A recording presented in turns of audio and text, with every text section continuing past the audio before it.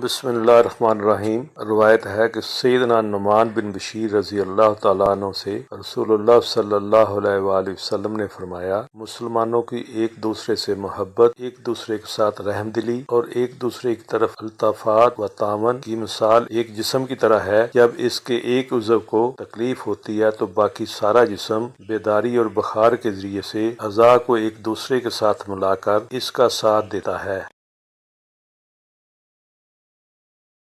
مسلمانوں، یہ ہمارے نبی پاک صلی اللہ علیہ وسلم کا فرمان۔ دیکھو، فلسطین میں ہمارے بہن بھائیوں اور بچوں پر ظلم کے پہاڑ توڑے جا رہے ہیں۔ خدا را ان کی آہیں اور سسکیاں سنو۔